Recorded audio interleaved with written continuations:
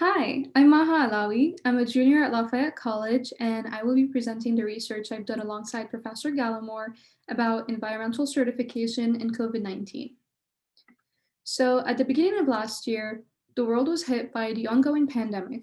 Organizations that manage sustainability certification standards related to land and forest use faced a situation of crisis.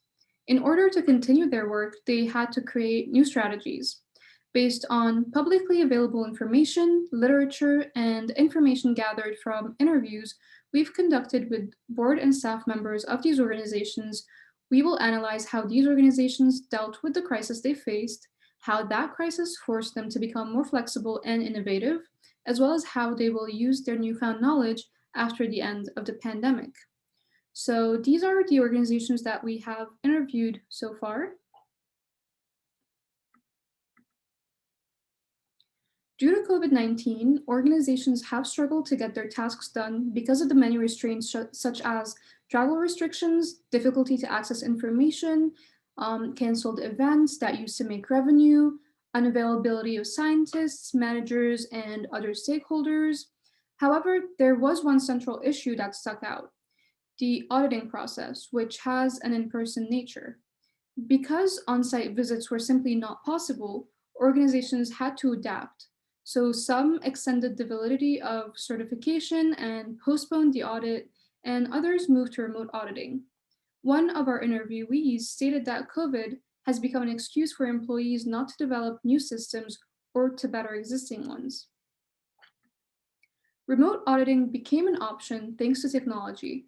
However, the use of technology would have to become a norm, even for the smallest of farms.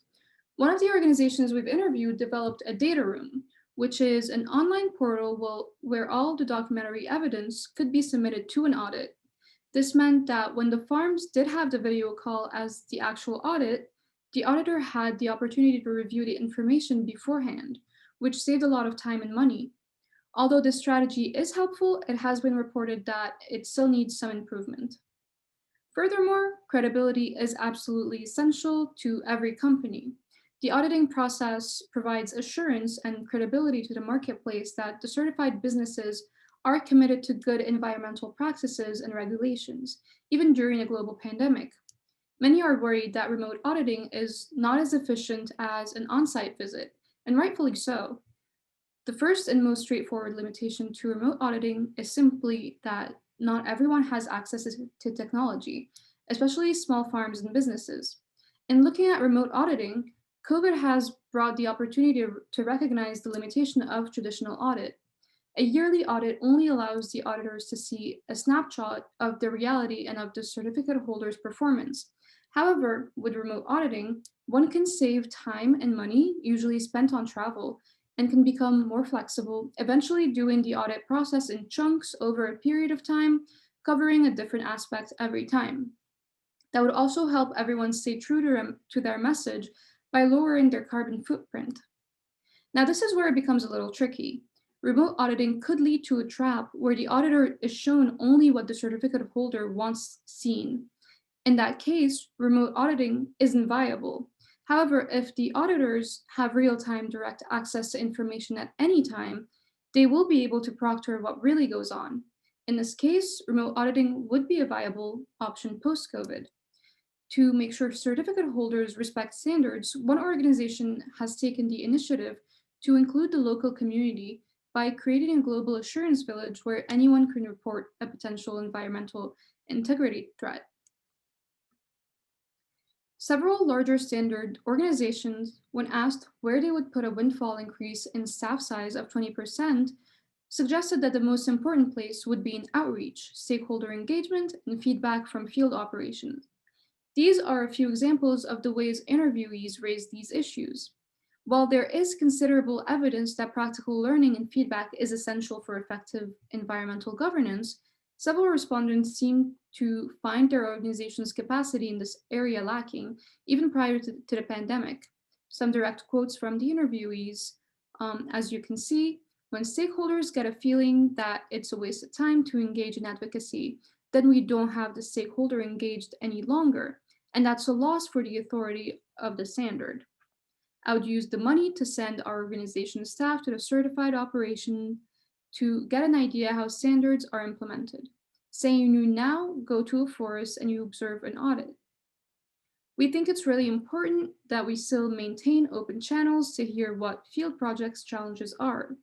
How can we advocate on their behalf? What do they need from us? And we have that, we have some of that, but I think that's where we could really deepen our staff.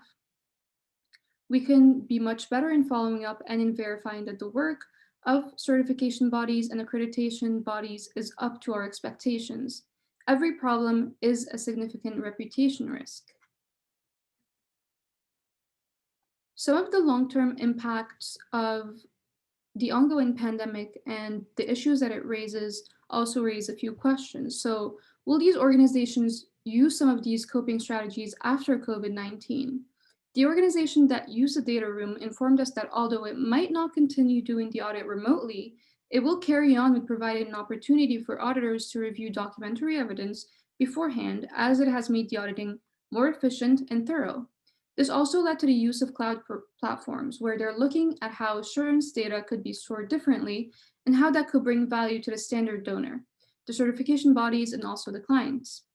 Another organization seemed more enthusiastic about the potential of remote auditing and even optimistic that they will keep on using it in the future.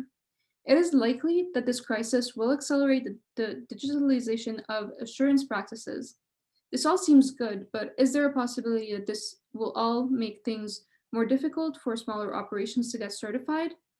That is a concern that has been raised by some of the interviewees, so we will have to see how small certificate holders adapt. Finally, we'd like to thank the Lafayette College Excel Scholars Program for funding this research, and I would like to thank Professor Gallimore for choosing me to work with him on this project. If you have any questions, feel free to email us, and thank you for watching.